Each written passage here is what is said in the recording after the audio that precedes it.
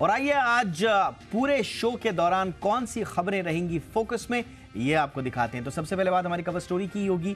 Hit and run जो प्रावधान है नए कानून के तहत, उसमें जो सजा और जुर्माने का प्रावधान है उसके विरोध में ट्रक ड्राइवर्स और ट्रांसपोर्टर्स हड़ताल पर हैं। पूरे देश भर में ये हड़ताल चल रही है और आम लोगों को बहुत परेशानी भी हो रही है, लेकिन दूसरी तरफ ट्रांसपोर्टर्स की अपने डिमांड्स हैं। करेंगे आज इस पर पूरी चर्चा कि आखिर ये प्रॉब्लम हुई कहां से शुरू और क्या इसका समाधान आगे हो सकता है। साथ ही साथ बंद बैंक खातों पर बड़ी राहत मिलने की उम्मीद है। क्या है ये राहत? बंद बैंक खाते जो होते हैं अब उन पर किस तरह की राहत है और आरबीआई ये क्या नियम लेकर आया है, इसका बड़ा आपको विश्लेषण करके बताएंगे आगे। इसके साथ एक और बड़ा कदम जो उठाया गया है, आईसीयू के नियम अब आ गए हैं, गाइडलाइंस आई हैं, बाध्यकारी नहीं है, लेकिन इन आईसीयू के नियम आने के बाद क्या कुछ बदल जाएगा एक आम आदमी के लिए, इसका भी आपको करके देंगे पूरा विश्लेषण। और साथ ही साथ बात होगी जापान की, जहां पर विमानों की टक्कर हुई, प्लेन में आग लग गई और उसके बाद क्या कुछ हुआ, ये आपको सारी कहानी बताएंगे। तो ये हैं वो खबरें जो आज हमारी न्यूज इन फोकस रहेंगी।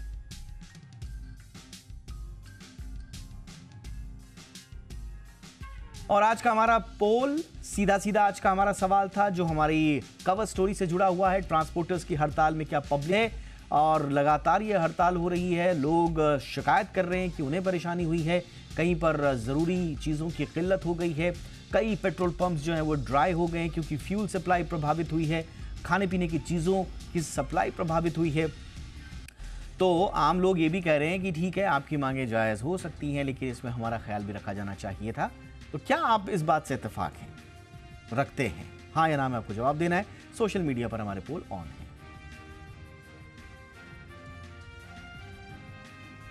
और फटाफट अंदाज में देख लेते हैं टॉप न्यूज में वो तमाम खबरें जो सुबह से लेकर शाम तक सुर्खियों में रही। बीजेपी ने अयोध्या में राम मंदिर के प्राण प्रतिष्ठा समारोह को लेकर बड़ा फैसला किया है। पार्टी ने कार्यकर्ताओं से कहा है कि वो 22 जनवरी को दिवाली जैसा माहौल बनाएं। सूत्रों के मुताबिक 25 जनवरी से लेकर 25 मार्च तक देश के अलग अलग राज्यों से राम मंदिर के दर्शन करने आने वाले लोगों को बीजेपी के नेता और कार्यकर्ता सुविधा मुहैया कराएंगे। बीजेपी की दिल्ली में हुई बैठक में पहुंचे नेताओं से कहा गया है कि वो राम मंदिर को लेकर चलाए गए आंदोलन के बारे में लोगों तक जानकारी पहुंचाएं। मीटिंग में पार्टी अध्यक्ष जेपी नड्डा सहित कई मंत्री शामिल रहे। अयोध्या के राम मंदिर में 22 जनवरी को रामलला की प्राण प्रतिष्ठा होने जा रही है। मंदिर में प्राण प्रतिष्ठा 22 जनवरी को दोपहर 12 बजे 20 मिनट पर होगी। और इस बीच केंद्रीय मंत्री प्रहलाद जोशी ने गर्भगृह में स्थापित की जाने वाली भगवान राम की मूर्ति की तस्वीरें भी जारी की। उन्होंने बताया कि कर्नाटक के प्रसिद्ध मूर्तिकार अरुण योगीराज की ओर से निर्मित भगवान श्री राम की मूर्ति का चयन अयोध्या में स्थापना के लिए किया गया है। प्रहलाद जोशी ने सोशल मीडिया पर बताया कि भगवान राम की प्राण प्रतिष्ठा के लिए मूर्ति के चयन को अंतिम रूप दिया गया है। राम मंदिर प्राण प्रतिष्ठा को लेकर बीजेपी और आरएसएस का बड़ा अभियान लॉन्च किया गया है। इस अभियान के जरिए देश में घर घर पहुंचकर अक्षत बांटा जाएगा। कहा जा रहा है कि सबके राम का नारा भी पूरे देश में प्रचारित किया जाएगा। इस दौरान बीएचपी ने 15 करोड़ घरों तक पहुंचने का संकल्प लिया है। इसके तहत 22 जनवरी को राम मंदिर प्राण प्रतिष्ठा कार्यक्रम में हिस्सा लेने, पड़ोस के मंदिरों को सजाने और दिया जलाकर अपने अपने घरों के मंदिरों को सजाने की गुजारिश की जाएगी। लोगों को बताया जाएगा कि वो राम मंदिर के उद्घाटन का जश्न मनाएं।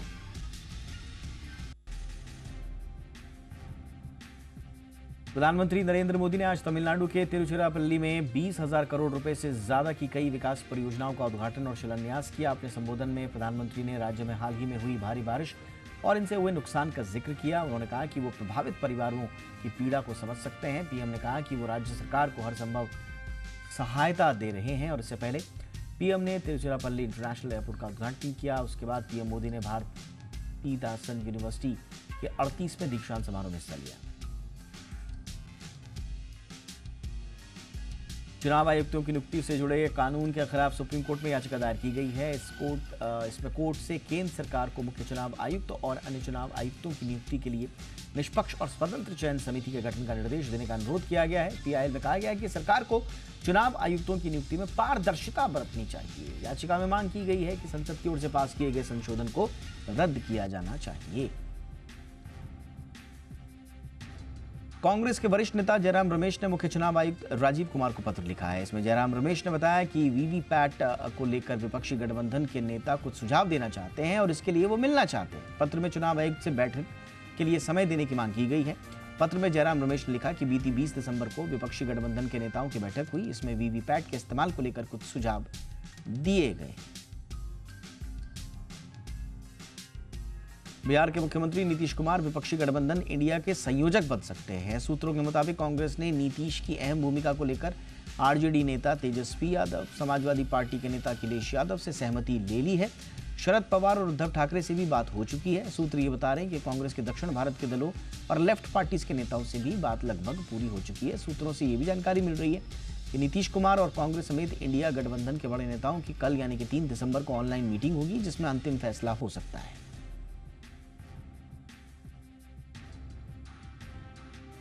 झारखंड एक बार फिर से नेतृत्व परिवर्तन की राह पर चल पड़ा है। सीएम हेमंत सोरेन को ईडी की ओर से भेजे गए 7वें सम्मन के बाद सियासी हलचल तेज है। अचानक झारखंड मुक्ति मोर्चा विधायक सरफराज अहमद ने त्यागपत्र दे दिया है। इसे विधानसभा अध्यक्ष रविंद्रनाथ महतो ने स्वीकार भी कर लिया है। इस बीच हेमंत सोरेन ने कल यानी कि 3 दिसंबर को पार्टी की बैठक बुलाई है। चर्चा यह है कि बैठक में उनकी पत्नी कल्पना सोरेन का नाम सीएम के लिए आगे बढ़ाया जा सकता है। हेमंत सोरेन इस संबंध में कानूनी सलाह भी ले रहे हैं।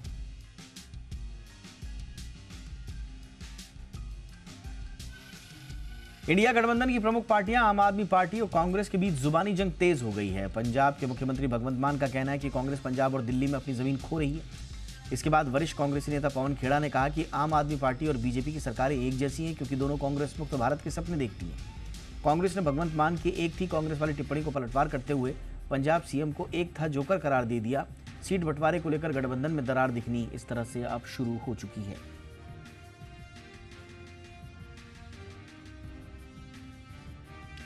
उत्तर भारत के कई राज्य कड़ाके की ठंड का सामना कर रहे हैं। पंजाब और हरियाणा में कड़ाके की ठंड से दिन का तापमान सामान्य से काफी नीचे गिर गया है। दिन भर कोहरे की धुंध देखने को मिल रही है। बिहार में भी तापमान की गिरावट दर्ज की गई है। आईएमडी ने जनवरी महीने के लिए देश के मध्य भागों में शीतलहर का अलर्ट भी जारी किया है।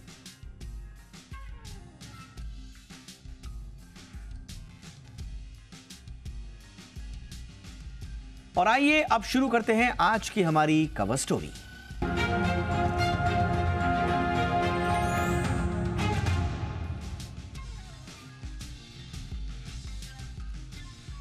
कवर स्टोरी में बात आज की हड़ताल की। एक ट्रक ड्राइवर की कमाई कितनी होती है? 8,000, 10,000। बड़ी और लंबी दूरी की लॉरी हुई तो ज्यादा से ज्यादा 20,000। काम करने के घंटे कहने को तो 8 घंटे, लेकिन असल में 24 घंटे 7 दिन काम। बारिश, कोहरा, धूप, तूफान, हर हाल में गाड़ी चलाना है, क्योंकि बच्चे पालने हैं, परिवार पालना है। और ड्राइवर की फैमिली का हाल ये आपको मैं नहीं बता सकता, ये किसी ट्रक ड्राइवर की फैमिली से ही पूछिए, बेहतर अंदाजा आपको हो जाएगा। ऐसे में अगर कोई बस और ट्रक ड्राइवर कोई एक्सीडेंट कर दे और डर के मारे भाग जाए तो जुर्माना 7 लाख, और अगर एक्सीडेंट के बाद किसी को तड़पता हुआ छोड़ दिया और उसकी मौत हो गई तो पकड़े जाने पर 7 लाख के जुर्माने के साथ साथ 10 लाख की सजा भी। अब सवाल यह है कि 8 से 10 हजार की नौकरी करने वाला एक ट्रक ड्राइवर 7 लाख रुपए कहां से लाएगा? दूसरा सवाल, कारण जो भी हो, अगर एक्सीडेंट हुआ और बिना डरे वहां से भागे नहीं तो क्या गारंटी कि भीड़ उसे मारेगी नहीं, मॉब लिंचिंग नहीं होगी? इस बात की क्या गारंटी कि कानूनी पचड़े में फंसकर उसकी और उसके परिवार की जिंदगी नर्क में नहीं जाएगी? वैसे भी गलती किसी की भी हो, आरोप यही होता है कि गलती हमेशा बड़ी गाड़ी वाली की ही मानी जाती है। ये वो तर्क हैं जो आज दिन भर हड़ताल पर गए ट्रांसपोर्टर्स और ट्रक ड्राइवर्स देते रहे, लेकिन तर्क दूसरी तरफ भी हैं। दूसरी तरफ के तर्क को मजबूत करते हैं सरकारी आंकड़े। परिवहन विभाग के आंकड़े बताते हैं कि 2020 में हिट एंड रन के 52,000 से ज्यादा मामले आए, इसमें 23,000 से ज्यादा लोग मारे गए। 2021 में ये आंकड़े और बढ़ गए। इस साल हिट एंड रन के मामले आए 57,000 से ज्यादा और करीब 26,000 लोगों की मौत हो गई। आखिर एक ट्रक ड्राइवर एक्सीडेंट करके भाग क्यों जाता है? क्या वो रुककर अपनी गलती जो उससे हो चुकी है उसमें कोई सुधार नहीं कर सकता? जिसका एक्सीडेंट हुआ है उसे बचाने की कोशिश नहीं कर सकता? क्या वो एम्बुलेंस को कॉल नहीं कर सकता, पुलिस को फोन नहीं कर सकता? क्या उसका डर या उसकी सेफ्टी ही उस वक्त सब कुछ है? जिसका एक्सीडेंट हुआ उसका कुछ नहीं? कुछ इसी तरह के तर्कों के साथ भारतीय न्याय संहिता 2023 लॉन्च किया गया। ये कानून, इसको राष्ट्रपति की भी मंजूरी मिल गई है और इसी के विरोध में हड़ताल पर हैं ट्रांसपोर्टर्स। और इसमें मध्य प्रदेश, राजस्थान, बिहार, छत्तीसगढ़, यूपी, उत्तराखंड, पंजाब और गुजरात में आज हड़ताल रही, दूसरे राज्यों में भी रही। कई राज्यों में ट्रक ड्राइवर्स ने चक्का जाम कर दिया और जैसा हमने आपको बताया कि ये कानून जिसको मंजूरी मिल चुकी है राष्ट्रपति की भी, इसी के प्रावधान जो हिट एंड रन को लेकर हैं, उसी को लेकर जो ट्रांसपोर्टर्स हैं वो अपनी हड़ताल कर रहे हैं। पुराना कानून क्या था और इसे लेकर क्या विरोध हो रहा है, नया कानून क्या कहता है, ये आपको पूरा समझने की कोशिश करनी चाहिए और ये हम आपको लगातार बताएंगे। आईपीसी के सेक्शन 279, 304 ए और 338 के मुताबिक हिट एंड रन केस में 2 साल की सजा का प्रावधान था। ये पुराने कानून की हम बात कर रहे हैं, जमानत भी मिल जाती थी। और नया कानून क्या कहता है, अगर रोड एक्सीडेंट में किसी की मौत हो जाती है, ड्राइवर वहां से भाग जाता है, तो जैसा हमने आपको बताया 10 साल की जेल और 7 लाख रुपए का जुर्माना। यही है विरोध की सबसे बड़ी वजह। न सिर्फ ट्रक ड्राइवर बल्कि बस, टैक्सी और ऑटो चालक भी कई जगह पर इसका विरोध कर रहे हैं। नए नियम निजी वाहन चालकों पर भी समान रूप से लागू होंगे। उनका कहना है कि नए कानूनों के प्रावधान कुछ ज्यादा ही सख्त हैं और इन्हें नरम किया जा सकता था। साथ ही साथ जो ट्रांसपोर्टर्स हैं उनका यह भी कहना है कि उनके जो सही रिप्रेजेंटेटिव्स हैं उनसे इस बारे में राय शुमारी नहीं की गई। लेकिन एक सीधा सीधा सवाल यह भी उठता है कि आज दिन भर जो लोगों को परेशानी हुई, क्या उसकी गारंटी कौन लेगा, उसकी जवाबदेही आखिर किसकी होगी। यही था आज का हमारा पोल जो हमने पूछा भी है, लेकिन इस पोल पर आगे जिक्र करेंगे और सारी डिटेलिंग के साथ इस पर बातचीत होगी। लेकिन सबसे पहले हम अब आज के मेहमानों का रुख करते हैं जो इस मुद्दे पर हमारे साथ जुड़ रहे हैं। हमने कुछ देर पहले अमृतलाल मदान साहब से बातचीत की जो कि अध्यक्ष हैं all India motor transport Congress के। ये इनसे हमने बहुत सारे सवाल पूछे कि इनमें प्रॉब्लम क्या है, इनकी डिमांड क्या है, ये हम आपको पूरा बताएंगे। और साथ ही साथ उस पर विश्लेषण करने के लिए हमारे साथ एलएन राव साहब हैं जो कि पूर्व डीसीपी हैं दिल्ली पुलिस के। राव सर, बहुत बहुत स्वागत है आपका। लेकिन सबसे पहले हम अमृत लाल जी के पास जो हमने कुछ देर पहले उनसे सवाल पूछे थे वही सवाल आपको सुनवाते हैं। और अमृत लाल जी से पूछा हमने कि हिट एंड रन को लेकर देशव्यापी आंदोलन वो क्यों कर रहे हैं और उसको लेकर क्या दिक्कतें हैं। आइए सुनते हैं उन्होंने क्या कहा।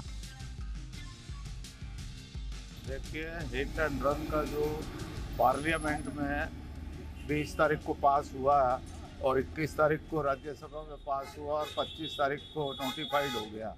एक तो इन्होंने हड़बड़ी पे जो कानून है वो पास किया गया है। तो हमारी सरकार से ही रिक्वेस्ट है कि भाई ये जो कानून है इतनी हड़बड़ी में पास करने की बजाय अगर आप हमारे को स्टेक होल्डर को कॉन्फिडेंस में लेके पास करते तो उसके लिए जो है ये आज जो तकलीफ हो रही है, आज ड्राइवरों को 10 साल की सज़ा और मैक्सिमम फाइन होगा। हमने उनसे पूछा कि आपकी मुख्य मांगे क्या हैं, क्या चाहते हैं आप सरकार से, तो उन्होंने क्या कहा, आइए सुनते हैं। नहीं, ये प्रॉब्लम क्या है कि जब गाड़ी एक्सीडेंट होती है, कोई तकलीफ आती है और गाड़ी का ड्राइवर वहाँ रुकता है तो उसको पब्लिक मारती है, तो वो उसके डर के मारे वहाँ से वो भागता है। अगर वो भागेगा नहीं तो उसको मार मार के उसका हुलिया ख़राब कर देते हैं, तो इसलिए ड्राइवर डर के मारे भागता है। अगर वो भाग जाता है तो इन्होंने 10 साल की सज़ा रखी है। जो 10 साल की सज़ा रखी है तो वो सोचता भाई मेरे को गाड़ी चला के फ़ायदा क्या है। आज क्या है, एक करोड़ ट्रक्स है रोड पे, 50 लाख बसें हैं। तो अगर कोई ना कोई स्वाभाविक है एक्सीडेंट होना, कोई गाड़ी वाला पीछे आके घुस जाता है, कोई साइड में आके घुस जाता है, ड्राइवर का कसूर नहीं होता है, तो भी अगर किसी को लग जाती है तो उसमें कसूरवार ट्रक वाला ही कहलाता है। तो इसलिए वो वहाँ से भागने की कोशिश करता है कि ताकि मैं पब्लिक से बच सकूँ। अगर वो वहाँ से भाग के पुलिस स्टेशन जाता है तो पुलिस उसको दबोच लेती है। वो बोलती है तू एक्सीडेंट करके आया, इतने पैसे दे मेरे को, तो तेरे को छोड़ेंगे नहीं तो हम तेरे को बंद कर देंगे। तो ड्राइवर उस पोजीशन में क्या करेगा, ना वो इधर का है ना वो उधर का है। जी हाँ, और इसीलिए हमारा अगला सवाल यही था अमृतलाल जी से कि अगर ये जुर्माने के प्रावधान और सज़ा के प्रावधान एक ड्राइवर को और जिम्मेदार बनाते हैं, ज़्यादा सतर्क बनाते हैं, तो इस पहल का तो स्वागत किया जाना चाहिए। वो जिम्मेदार बनेगा, सतर्क रहेगा, कॉशियस रहेगा, तो उससे एक्सीडेंट की गुंजाइश भी तो कम होगी। इस पर उनका क्या कहना था, सुनिए।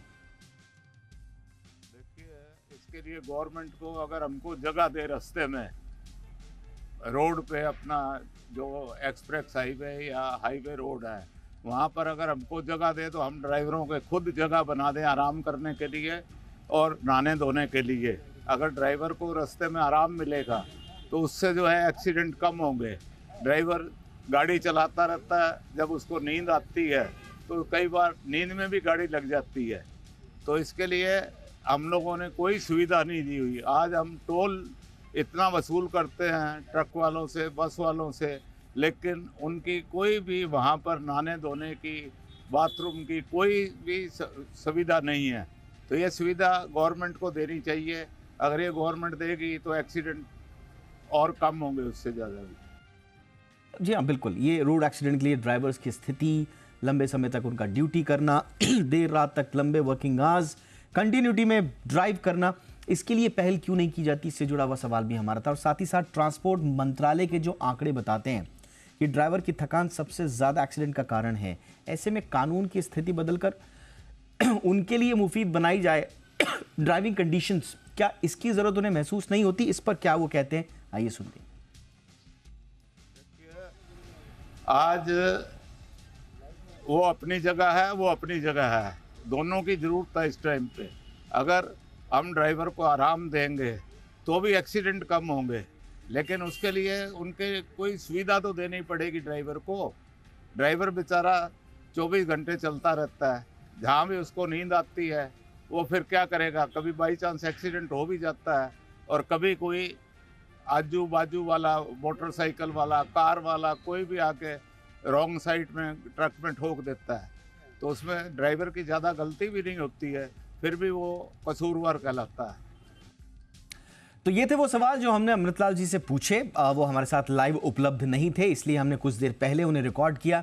अगर वो लाइव उपलब्ध होते तो मेरा उनसे सीधा सीधा सवाल ये होता कि एक्सीडेंट और हिट एंड रन ये दो अलग अलग चीज़ें हैं। अगर आपको कोई खड़ी गाड़ी में ठोक दे रहा है या आपकी गलती नहीं है, उसके बावजूद आपके ऊपर मॉब लिंचिंग हो रही है, लोग आप पे हावी हो रहे हैं, तो इसके लिए कानून है। एक तो ये कानून के साथ आपका वो राब्ता क्यों नहीं है, भरोसा क्यों नहीं है, मेरा सवाल ज़रूर होता। लेकिन एलन राव सर हमारे साथ हैं। एलन राव सर, अपनी जगह ट्रांसपोर्ट एसोसिएशन के तर्क बड़े वाजिब लगते हैं। वाजिब इस सेंस में लगते हैं कि अगर किसी से एक्सीडेंट हो गया, इस बात की गुंजाइश तो शून्य की ही नहीं जा सकती कि एक्सीडेंट नहीं हो सकता, प्रैक्टिकली अगर सोचा जाए। लेकिन अगर एक्सीडेंट हो गया है तो उसमें नुकसान को किस तरह से कम किया जाए, कवायद यही है, चाहे वो जुर्माने का प्रावधान हो चाहे वो हो। लेकिन अगर वो भरोसा ही आपने ड्राइवर और ट्रांसपोर्टर्स के मन में जगाया नहीं तो फिर बात बनेगी नहीं। आप जुर्माना ठोक देंगे, लोग सड़कों पर आकर हड़ताल करेंगे, भरोसा कभी कायम हो नहीं पाएगा। तो सर, भरोसा कितना बड़ा फैक्टर है इस ये हड़ताली लोग और सरकार के प्रावधानों के बीच जो खींचातान चल रही है? देखिए दीपक जी, मैंने सुना है अमृतलाल जी के जितने भी पॉइंट्स हैं सारे वैलिड पॉइंट्स हैं, वाजिब हैं, इसमें कोई डाउट नहीं है। लेकिन इसके साथ साथ थोड़ी सी मैं समझता हूँ कानून की जानकारी शायद सभी जो ड्राइवर्स हैं या ट्रांसपोर्ट ऑपरेटर्स हैं उनको शायद नहीं है। कानून में जो 106 सेक्शन जो आया है बीएनएस में, भारतीय न्याय संहिता में, वो ये है कि अगर कोई आदमी किसी से एक्सीडेंट हो जाता है तो उसकी जिम्मेवारी सिर्फ पुलिस या मजिस्ट्रेट को बताने की है। अगर उसने नहीं बताया और भाग गया, बिना बताए भाग गया, तो फिर वो उस सेक्शन के अंदर आएगा। अदरवाइज उसमें ऑफेंस में वो नहीं आएगा, जिसमें ना 7 लाख रुपए जुर्माना है ना 10 साल की सजा है। सिर्फ उसको वहाँ बताने की जरूरत है। और बताने के लिए ये जरूरी नहीं कि मौके पे ही खड़ा रहे या मॉब लिंचिंग का जो डर है वो रहे, वो कहीं से जाकर भी पुलिस को खबर कर सकते हैं। आजकल तो 112 नंबर अवेलेबल है हर जगह और सब आदमी के पास में मोबाइल नंबर होता है। सिर्फ उनको बताने की जरूरत है, इसलिए उसकी लायबिलिटी खत्म हो जाती है। नंबर 2, दूसरा पक्ष भी देखना चाहिए कि एक्सीडेंट्स हमारे देश में कितने हो रहे हैं। अभी आपने आंकड़े दिए हैं, 2020 में 23,000 आदमी मारे गए, 2021 में 26,000 आदमी मारे गए। वो जाने भी बहुत कीमती हैं। और मैं आपको विश्वास दिलाता हूँ, जो आप कॉन्फिडेंस की बात आपने पूछी है, मैं विश्वास दिलाता हूँ अगर ये कानून पर लागू हो जाएगा, उसके बाद एक्सीडेंट्स की जो है गिनती है वो ड्रास्टिकली कम हो जाएगी। क्यों कि अभी जो प्रिवेलिंग जो कानून था उसमें 2 साल की सज़ा और जमानत ये दोनों साथ साथ होती थी, लेकिन तब कोई आदमी एक्सीडेंट से बहुत ज़्यादा डरता नहीं था। लेकिन अब एक्सीडेंट करने से और जिसमें डेथ हो जाए वो करने से आदमी बहुत ज़्यादा डरेगा। ये डेटरेंट इफेक्ट होगा, क्योंकि हमें ये भी देखना, दूसरी पक्ष भी हमें लेवल करना होगा कि लोगों की जान जा रही है एक्सीडेंट की वजह से। बहुत से रोड एक्सीडेंट ऐसे होते हैं जो ओवर स्पीडिंग की वजह से होते हैं। डेफिसिट है वाली बात भी इन्होंने बताई है वो। राव सर, जी राव सर, क्योंकि ट्रस्ट डेफिसिट है।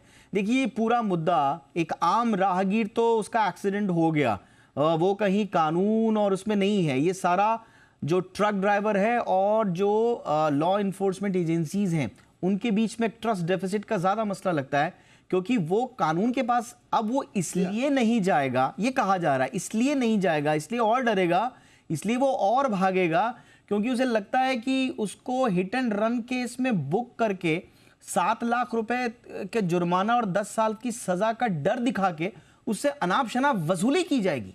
ये आरोप लग रहे हैं।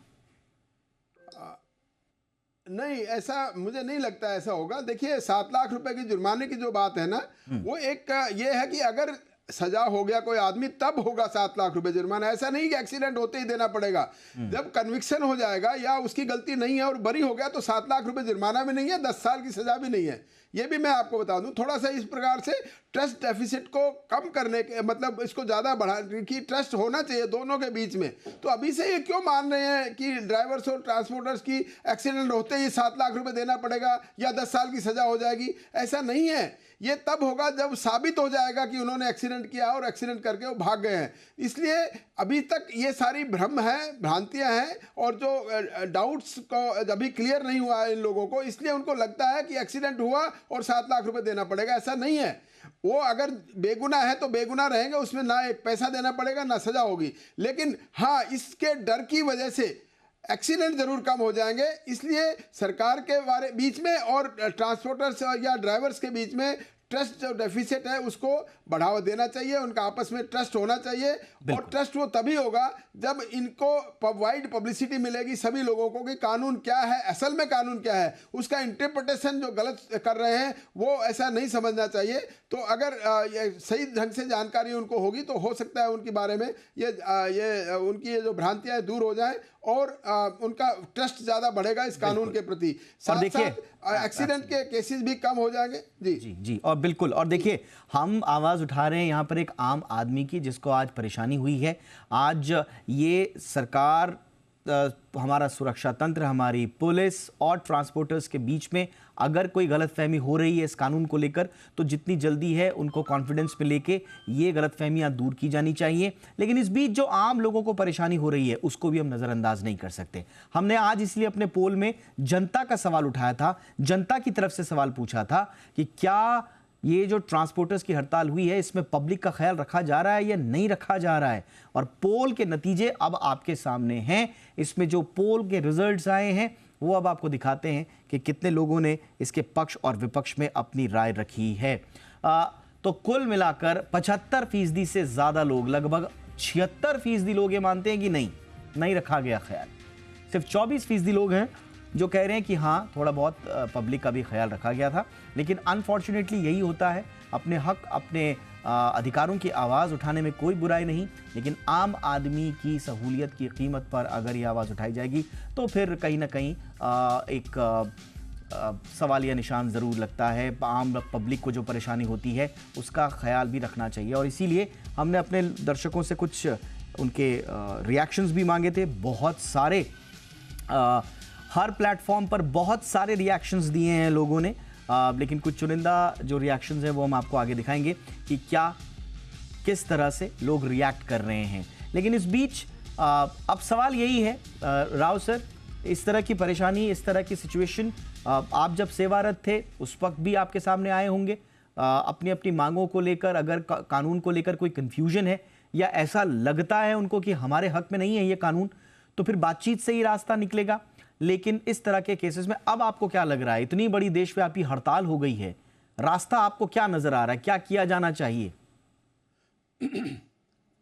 देखिए, ये जो डिफरेंस ऑफ ओपिनियन है वो देख के सरकार को भी ये देखना चाहिए, उनसे बात करनी चाहिए स्टेक होल्डर से। और ये इनका ये आरोप कि ये जल्दबाजी में हो गया कानून, नो डाउट लास्ट में जल्दबाजी में हुआ था, लेकिन इनिशियली जब ये कानून आए थे उसके बाद ये सेलेक्ट कमेटी के पास में गए थे, उन्होंने फिर उन सबको रिव्यू किया था, उसके बाद लोकसभा और राज्यसभा में पास हुए थे। इसलिए हम ये नहीं कह सकते कि ये बिल्कुल जल्दबाजी हड़बड़ी में हुए हैं, उस पर पूरा विचार किया गया था, संसद ने किया है। और उसके बाद अब लेकिन हाँ, इस बात का मैं ज़रूर कहूँगा कि स्टेक होल्डर्स को, ट्रांसपोर्टर्स को, ड्राइवर्स के एसोसिएशंस को, इनको बीच में लेकर उनका ये वाला मत भी लेना चाहिए था, क्योंकि जो अभी अमृतलाल जी ने जो बताया है, खास तौर से उनको कोई सुविधा नहीं है और इतनी टोल वसूल किए जाते हैं, कई करोड़ों रुपए एक दिन में टोल वसूल होता है पूरे भारतवर्ष में, इसलिए उनको सुविधा भी जरूर देनी चाहिए। रोड्स की मेंटेनेंस भी ठीक होनी चाहिए, क्योंकि कई बार एक्सीडेंट रोड की इंजीनियरिंग खराब होने की वजह से होते हैं, तो वो सारी चीज़ देखनी चाहिए। और ख़ास तौर से ट्रक ड्राइवर्स के लिए आराम करने की जगह का प्रबंध करना चाहिए, ताकि वो आराम कर सकें, नहा धो सकें, फ्रेश हो जाएं। क्योंकि जो आंकड़े आपने बताया कि बहुत से एक्सीडेंट लेकिन सर देखिए, नींद में आने की वजह से जी राव सर नींद में आने की वजह से और आराम का ये सवाल तो बहुत पुराना है। देखिए बड़ा अच्छा लगता है, इस पर नितिन गडकरी साहब का बयान भी आया था कि ड्राइवर्स को पूरी नींद लेनी चाहिए, ड्राइवर्स को शिफ्ट में काम करना चाहिए, ड्राइवर्स के लिए जगह जगह पर आराम करने के लिए कुछ लेन्स होनी चाहिए। ये बहुत अच्छा लगता है सर, लेकिन आराम चाहिए किसको? एक ड्राइवर जिसको अपने बच्चों को पालना है, जिसको अपने परिवार का भरण पोषण करना है, वो ये सोचता है कि मेरी 4 घंटे की नींद पूरी हो ना हो, लेकिन मुझे एक्स्ट्रा पैसे तो मिल जाए।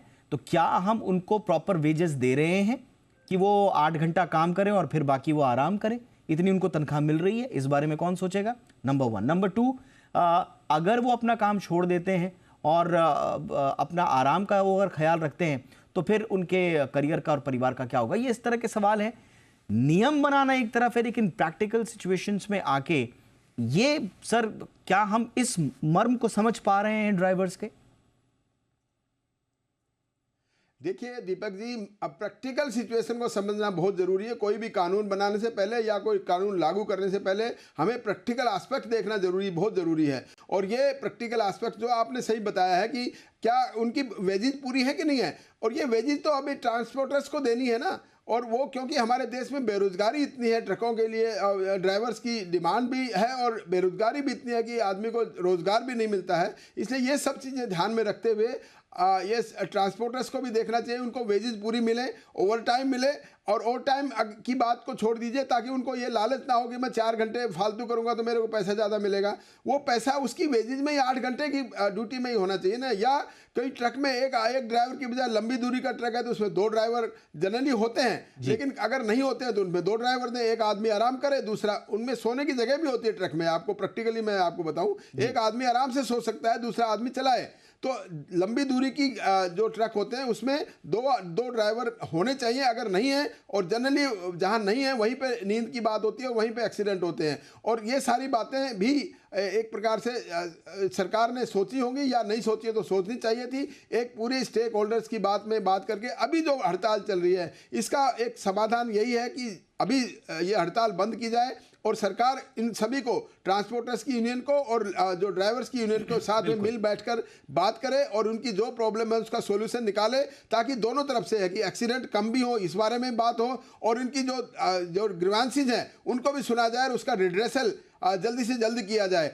और कानून बनने की बात यह नहीं है कि कानून फाइनल हो गया, कानून में हर बार में अमेंडमेंट्स होते रहे हैं, अमेंडमेंट हो सकता है इस कानून में भी, अगर इनको लगता है कि ये वाला कानून ज़्यादा हार्श है तो इसमें भी अमेंडमेंट हो सकता है, लेकिन बाकी सारा सोच समझ के बातचीत से ही रास्ता निकलेगा। स्वाभाविक रूप से सरकार भी, देखिए सरकार का इंटेंशन भी यही है कि वो एक्सीडेंट्स जो होते हैं, और देखिए मैं बार बार कह रहा हूं कि नॉर्मल एक्सीडेंट और हिट एंड रन, देखिए जमीन आसमान का फर्क है इसमें।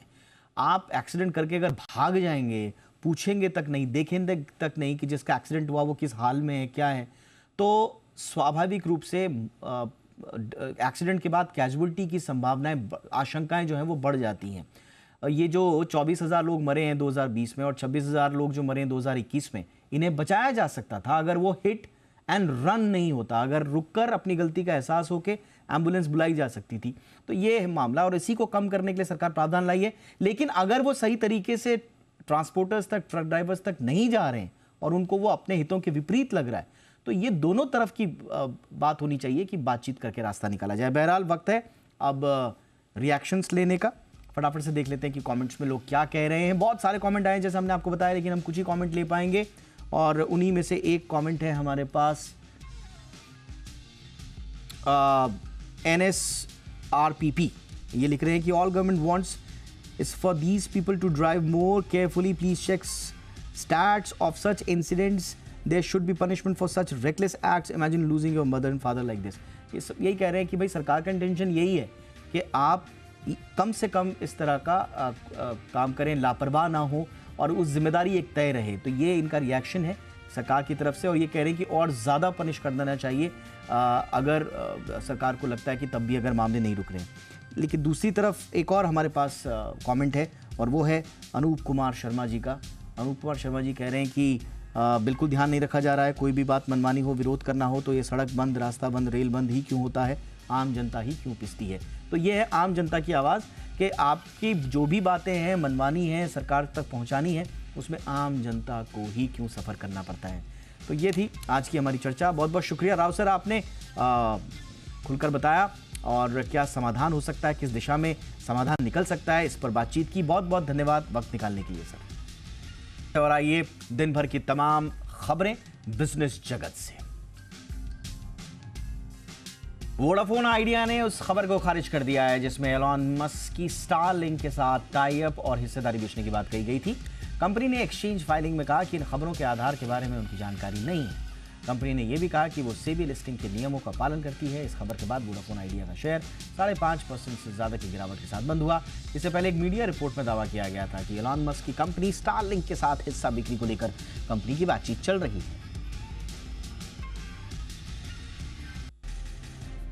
सरकार ने क्रूड ऑयल पर लगने वाले विंडफॉल टैक्स को बढ़ा दिया है। वहीं दूसरी ओर डीजल और हवाई जहाज़ों में इस्तेमाल होने वाले फ्यूल ATF पर विंडफॉल टैक्स घटा दिया है। सरकार ने पेट्रोलियम क्रूड ऑयल पर विंडफॉल टैक्स को 1,300 रुपये से बढ़ाकर 2,300 रुपये प्रति टन कर दिया है। साथ ही डीजल पर लगने वाले 50 पैसे प्रति लीटर के टैक्स को समाप्त कर दिया है। इसके अलावा जेट फ्यूल पर लगने वाले 1 रुपये प्रति लीटर का विंडफॉल टैक्स भी हटा दिया है। बैंकों की ओर से डिविडेंड की घोषणा पर रिजर्व बैंक ने एक ड्राफ्ट सर्कुलर जारी किया है। सर्कुलर के मुताबिक बैंकों को डिविडेंड की घोषणा से पहले यह देखना होगा कि पिछले 3 वित्त वर्ष के दौरान बैंक ने रेगुलेटरी पूंजी ज़रूरतों को पूरा किया है या नहीं। साथ ही बैंकों के ये भी देखना होगा कि मौजूदा वित्त वर्ष में नेट NPA 6% से कम हो। ये सर्कुलर ग्रामीण बैंकों, local area bank, small finance bank, payments bank सहित सभी कमर्शियल बैंकों पर लागू होगा। RBI ने 31 जनवरी तक ड्राफ्ट प्रपोजल पर बैंकों से सुझाव मांगा है।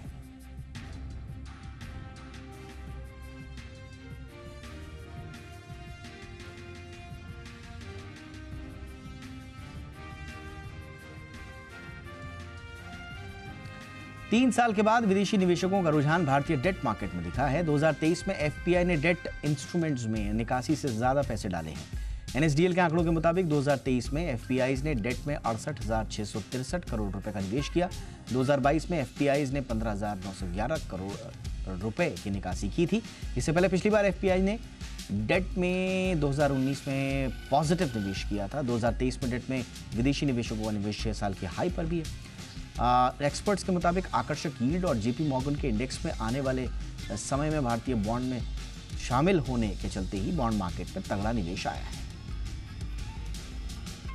ईडी ने मनी लॉन्ड्रिंग मामले में गिरफ्तार चीन की स्मार्टफोन कंपनी वीवो के 3 टॉप अधिकारियों की रिहाई के आदेश को हाईकोर्ट में चुनौती दी है। आपको बता दें कि 30 दिसंबर को पटियाला हाउस कोर्ट ने तीनों को 2 लाख रुपए के जमानत बॉन्ड पर रिहाई का निर्देश दिया था। गिरफ्तार किए गए आरोपियों ने अपनी गिरफ्तारी की वैधता का विरोध करते हुए दावा किया था कि अदालत के सामने पेश किए जाने से पहले उनको 24 घंटे से ज्यादा हिरासत में रखा गया।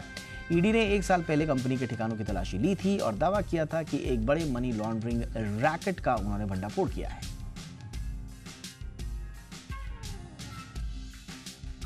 भारत में डिजिटल पेमेंट दिनों दिन लोकप्रिय होता जा रहा है। दिसंबर महीने में UPI ट्रांजैक्शंस का नया रिकॉर्ड बना। देश में दिसंबर महीने में डिजिटली 18 लाख करोड़ रुपए से ज्यादा का लेन देन हुआ। ये नवंबर के मुकाबले 5% ज्यादा है। दिसंबर में वॉल्यूम के लिहाज से 12 अरब ट्रांजैक्शंस हुए। 2023 में भी डिजिटल पेमेंट का रिकॉर्ड बना। 2023 में देश में कुल 117 अरब ट्रांजैक्शंस किए गए। मूल्य के लिहाज से इस साल 183 लाख करोड़ रुपए का ट्रांजैक्शन हुआ।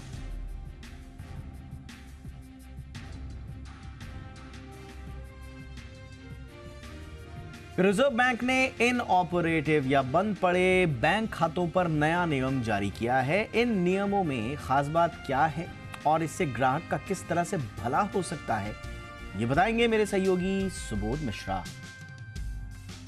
मैं आपको बता दूं कि जो ये बंद खाते हैं, जो निष्क्रिय खाते हैं, या फिर अगर हम बोलें जहाँ पे लावारिस जमा है, मतलब कई ऐसे अकाउंट जहाँ पे जो पैसे जमा हैं उनके बारे में मालूमात नहीं है, ऐसे जो खाते और ऐसी जो जानकारियाँ थी, इसको लेकर के काफ़ी ज़्यादा चीज़ें जो है आरबीआई ने अपने अब नए नियम में क्लियर की है। आपको एक चीज़ इसमें बताता जाता हूँ कि क्या क्या चीज़ें क्लियर हुई हैं। सबसे पहले तो बैंकों को जो निष्क्रिय बचत खाते हैं उन पर हमेशा ब्याज देते रहना होगा। ये बहुत ही इंपॉर्टेंट है, खासतौर पर ऐसे लोगों के लिए जिनके खाते निष्क्रिय हैं, उनमें पैसा पड़ा हुआ है लेकिन वो इनऑपरेटिव थे किसी वजह से। अब उस पैसे पर अब जो बैंक है उसको ब्याज देते रहना होगा। और इसके बाद आपको बता दूं कि मिनिमम बैलेंस की जो पेनल्टी है वो अभी निष्क्रिय खातों पर नहीं लगेगी। वहीं दूसरी तरफ अगर सरकारी स्कीम वाले खाते हैं और वो जीरो बैलेंस है, वो निष्क्रिय नहीं रहेंगे, उनको निष्क्रिय नहीं माना जाएगा अगर जीरो बैलेंस है। वहीं अगर हम बात करें कि जो निष्क्रिय खाते हैं उनके जो मालिक हैं, अगर किसी वजह से वो लोग नहीं कर पा रहे हैं, ऑपरेट नहीं कर पा रहे हैं, तो उनके बारे में उनको जानकारी देना एसएमएस या मेल के जरिए उनको जानकारी दी जाएगी और उनको ये चीज़ें बताई जाएंगी। और सबसे बड़ी बात यह है कि अब केवाईसी जो होगा वो आसान होगा। निष्क्रिय खातों में केवाईसी होते ही वो फिर से जो निष्क्रिय खाते हैं वो चालू कर दिए जाएंगे। और सबसे बड़ी बात है कि अगर आपका जो खाता है वो दोबारा चालू कराना है, कराया जाएगा, तो उस पर कोई चार्ज भी नहीं लगेगा। कई बार ऐसा होता है कि लोग निष्क्रिय खाते को वापस नहीं चालू इसलिए कराते हैं, उन्हें डर लगता है कि जाएंगे तो कहीं ऐसा ना हो भारी भरकम कोई चार्ज लगे, तो ऐसा कुछ नहीं होगा, वो चार्ज भी नहीं लगेगा। और बड़ी बात यह है कि जिस दिन भी आप अर्जी देते हैं उसके 3 दिन बाद जो निष्क्रिय खाता है उसको वापस सक्रिय कर दिया जाएगा। वहीं जो अलर्ट जो है, जो ट्रांजैक्शन है जो नहीं किया है खाते में निष्क्रिय होता है, उसको भी अलर्ट जाएगा। और दोबारा जो निष्क्रिय खाते हैं, इनऑपरेटिव खाते हैं, उन पर 6 महीने तक, दोबारा चालू होने पे 6 महीने तक बैंक को निगरानी भी रखनी होगी कि आखिरकार उसमें किस तरह की जो है जो ऑपरेशन किस तरह के हो रहे हैं, इस पर भी निगरानी रखी जाएगी। सबसे बड़ी बात जो लावारिस जमा है उसको लेकर के जो आरबीआई ने बताया है कि जो बैंक हैं लावारिस जमा खोजने की व्यवस्था वेबसाइट पर डालेंगे। जो भी लावारिस जमा है उसको जो है खोजा जाएगा कि किसका है, क्या है, उस चीज़ को वेबसाइट पे डाला जाएगा, ना कि अंदरूनी तरह के रखा जाएगा। निष्क्रिय बचत खातों से बैंक रकम निकासी नहीं कर सकेंगे। वहीं जो, क्योंकि कई बार होता था कि निष्क्रिय खातों में जमा जो है उसको बैंक अपने आप से निकाल लेती थी, अब वो निकासी नहीं कर सकेंगे। और निष्क्रिय खाते लावारिस जमा की जानकारी सुरक्षित रखी जाएगी, इसका भी आश्वासन बैंक अब देगी।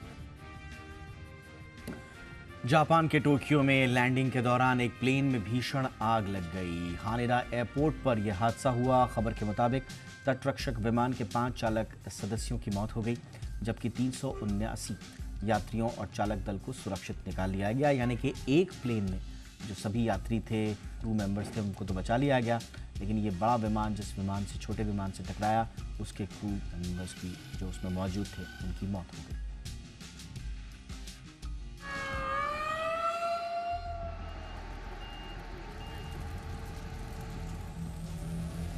रनवे पर दौड़ता दैत्यकार आग का गोला।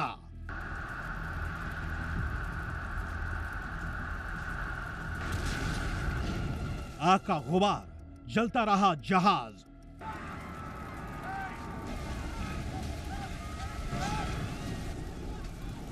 मच गई चीख पुकार, जापान में हाहाकार। साल की शुरुआत जापान के लिए दुनिया में सबसे बुरी मानी जा सकती है। धू धू करता ये जहाज रनवे पर तेजी से दौड़ता दिख रहा है। अब तक किसी को नहीं पता कि इस विमान में कितने लोग सवार हैं, इस विमान में आग कैसे लग गई है, क्या इसमें सवार लोग बचे भी हैं या फिर हादसे का शिकार हो गए हैं। जैसे ही ये तस्वीरें एयरपोर्ट पर मौजूद लोगों को दिखी, सबकी सांसें अटक गई। हर किसी के मन में यही सवाल आ रहा था कि आखिर जापान क्यों हादसों का देश बनता जा रहा है। लेकिन इस वक्त किसी के लिए कुछ भी सोच पाना मुश्किल था। इस वक्त विमान में सैकड़ों यात्री सवार थे और बाहर एयरपोर्ट पर मौजूद अधिकारियों के सामने चुनौती इनको बचाने की थी। और क्योंकि ये जहाज आग का गोला बन रनवे पर दौड़ रहा था। आपको बता दें कि ये तस्वीरें जापान की टोक्यो में लैंडिंग के दौरान की है, जब इस जहाज में भीषण आग लग गई। यह हादसा हानेडा एयरपोर्ट पर हुआ है। अब तक की खबरों के मुताबिक ये विमान पहले एक छोटे से प्लेन के साथ टकराया था, जिसके बाद इतना बड़ा हादसे के काफी देर बाद तक के लिए कुछ भी समझना मुश्किल था, क्योंकि जैसे ही विमान एयरपोर्ट पर उतरा, यहाँ चीख पुकार मच चुकी थी। दरअसल विमान में आग लगने से इसमें मौजूद लोगों का दम घुटने लगा, लोगों की सांसें थमने लगी। हालांकि ऑक्सीजन की कमी के चलते प्लेन के भीतर खुद ब खुद ऑक्सीजन मास्क खुल गए। आपको एक बार फिर बता दें कि अब तक क्या क्या हुआ। विमान न्यू हिनोत्से से हानिडा जा रहा था और ये छोटे से विमान के साथ टकरा गया। इस विमान में 367 यात्री सवार थे। चालक दल के 12 सदस्य भी इसमें मौजूद थे। सबसे अच्छी बात यह है कि सभी सुरक्षित बच गए। हालांकि हादसे के तुरंत बाद ही यात्रियों को विमान से नीचे उतारने का काम युद्ध स्तर पर शुरू हो गया। मौके पर दमकल अधिकारियों की टीम भी पहुंच गई और लोगों की जान बचाने में अपनी अहम भूमिका निभाई। लेकिन इन लोगों की जान बचाना बिल्कुल भी आसान नहीं था, क्योंकि इन सभी विमान सवार लोगों के पास बचने का एक ही मौका था, वो भी ऐसा कि बच सके तो बचो, वरना काल के गाल में समा जाएं। खैर, इस हादसे ने दुनिया को एक सीख और दी है कि समय रहते ऐसे हादसों से जान बचानी हो तो बिना विवेक खोए धैर्य से ही मौत को मात दी जा सकती है। ब्यूरो रिपोर्ट, जी मीडिया। भारतीय विदेश मंत्री एस जयशंकर ने पाकिस्तान को लेकर बड़ी बात कह दी। उन्होंने कहा कि भारत चाहता है कि पाकिस्तान के साथ वार्ता शुरू की जाए, लेकिन पाकिस्तान की शर्तों पर नहीं। पाकिस्तान को पहले सीमा पार से आतंकवाद खत्म करना होगा।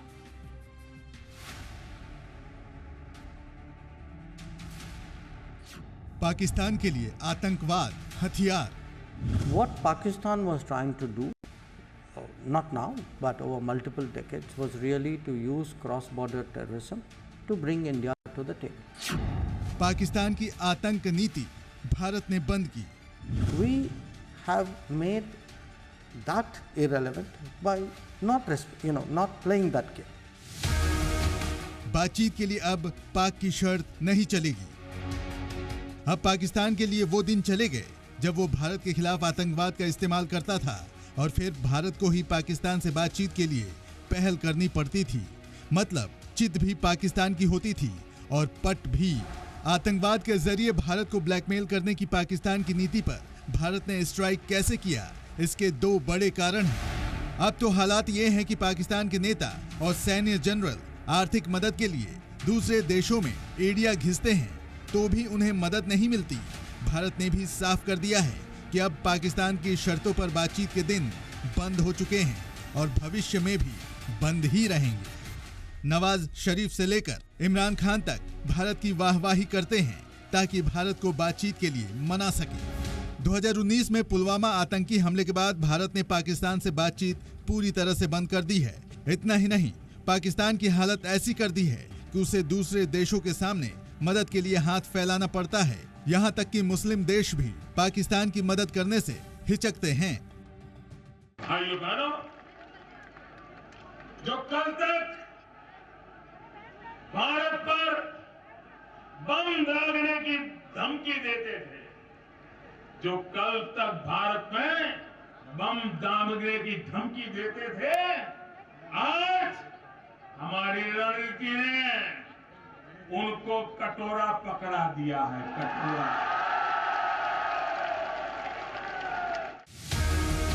भारत से दोबारा बातचीत बहाल करने के लिए पाकिस्तान के नेता इसलिए गिड़गिड़ा रहे हैं ताकि उनकी इकोनॉमी पटरी पर लौट सके। लेकिन भारत ने पाकिस्तान तक संदेश पहुंचा दिया है कि उसे बातचीत या आतंकवाद में से किसी एक को ही चुनना होगा। ब्यूरो रिपोर्ट, जी मीडिया। सरकार ने इंटेंसिव केयर यूनिट यानी कि आईसीयू को लेकर एक गाइडलाइन जारी की है। इसमें कहा गया है कि किन परिस्थितियों में मरीज को आईसीयू दिया जाना चाहिए और किन परिस्थितियों में नहीं। हालांकि ये महज सुझाव है, इसका निर्णय डॉक्टर पर ही छोड़ा गया है, लेकिन ये गाइडलाइंस काफ़ी महत्वपूर्ण बताई जा रही हैं, जो डॉक्टर्स के ही एक ग्रुप ने तैयार की है।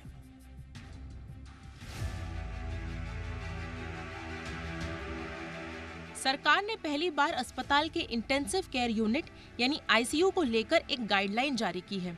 इसे क्रिटिकल केयर मेडिसिन के 24 डॉक्टरों के एक्सपर्ट पैनल ने तैयार किया है। गाइडलाइन में उन मेडिकल परिस्थितियों को बताया गया है कि कब मरीज को आईसीयू में एडमिट करना है और कब नहीं। खासकर सर्जरी के बाद के मामलों में हालत बिगड़ने की आशंका और जटिल सर्जरी के मामलों में मरीज को आईसीयू में भर्ती करने की सिफारिश की गई है। साथ ही उन मरीजों को आईसीयू नहीं देने की बात कही गई है जिन्हें इसकी खास जरूरत नहीं होती या जिनकी हालत में सुधार की कोई उम्मीद नहीं होती। दरअसल आईसीयू में भर्ती के लिए पहले भी एक स्टैंडर्ड प्रोटोकॉल था, किन मरीजों को भर्ती किया जाए और किन्हें नहीं, लेकिन कई अस्पतालों में इसे लेकर अनदेखी पाई गई है। ऐसे में सरकार की इस गाइडलाइन को अहम माना जा रहा है। हालांकि ये गाइडलाइन बाध्यकारी नहीं है और डॉक्टर के विवेक पर छोड़ दिया गया है कि किसे आईसीयू मिलना चाहिए और किसे नहीं। फिलहाल तो गाइडलाइन में सिफारिश की गई है कि अगर किसी को सांस लेने में दिक्कत, हार्ट अटैक, खून की उल्टी हो रही है तो इन हालातों में मरीज को आईसीयू बेड मिलना चाहिए। वहीं मेजर और जटिल सर्जरी से गुजरने वाले मरीज को भी आईसीयू देने की बात कही गई है, क्योंकि ऐसे मरीजों को 24 घंटे निगरानी में रखने की जरूरत पड़ती है ताकि मरीज के pulse rate, heart rate, BP की पूरी निगरानी रखी जा सके। गाइडलाइंस के मुताबिक सिर्फ मरीज के कहने पर डॉक्टर कोई निर्णय ना ले। जब डॉक्टर को ऐसा लगे कि मरीज को ट्रीटमेंट के हिसाब से आईसीयू में रखना है तभी वो आईसीयू बेड अलॉट करे। आमतौर पर सामान्य बेड के चार्ज के मुकाबले आईसीयू बेड का चार्ज 5 से 10 गुना तक ज्यादा होता है। ऐसे में कई ऐसी शिकायतें भी सुनने को मिलती है कि अस्पताल ने पैसा बनाने के लिए मरीज को बेवजह ज्यादा समय के लिए आईसीयू में रख दिया। इससे मरीज के इलाज का खर्च बढ़ जाता है। वहीं कई बार तो मरीज की गंभीर हालत समझकर तीमारदारों की ओर से आईसीयू देने की मांग की जाती है। ऐसे में गाइडलाइन में कहा गया है कि डॉक्टर दबाव में आने की बजाय मरीज को इस बात के लिए राजी करे कि आईसीयू लेने की कोई जरूरत नहीं है, मरीज सामान्य इलाज से ठीक हो सकता है। दरअसल आईसीयू संबंधी गाइडलाइन की जरूरत इसलिए भी पड़ी क्योंकि देश में आईसीयू बेड्स की कमी है। इसके लिमिटेड रिसोर्स है। देश भर में महज 1 लाख के करीब आईसीयू बेड मौजूद है। ऐसे में किन्हीं विपरीत परिस्थितियों में ही अस्पताल और डॉक्टर का दायित्व है कि जरूरत पड़ने पर किसी मरीज को आईसीयू बेड मिलने में दिक्कत न आए और बेवजह किसी को आईसीयू में न रखा जाए। फिलहाल तो सरकार ने अपनी ओर से गाइडलाइन जारी कर दी है। अब इसे निभाने की जिम्मेदारी अस्पताल और डॉक्टरों की है। ब्यूरो रिपोर्ट, जी मीडिया। और फटाफट से जरा मार्केट अपडेट भी ले लेते हैं। कारोबारी हफ्ते के दूसरे दिन बाजार में ऊपरी स्तरों से मुनाफा वसूली देखने को मिली। सेंसेक्स 379 अंक की गिरावट के साथ 71,892 के स्तर पर बंद हुआ। निफ्टी में भी 76 अंक की गिरावट रही और 21,665 के स्तर पर बंद हुआ। बैंकिंग, आईटी, मेटल शेयर्स से ज्यादा गिरावट रही। सेंसेक्स के 30 शेयरों में से 22 में गिरावट और 8 में तेजी देखने को मिली। इंडिया 360 में आज बस इतना ही। इजाजत दीजिए। #ZIndia360 पर अपनी राय जरूर दें। नमस्कार।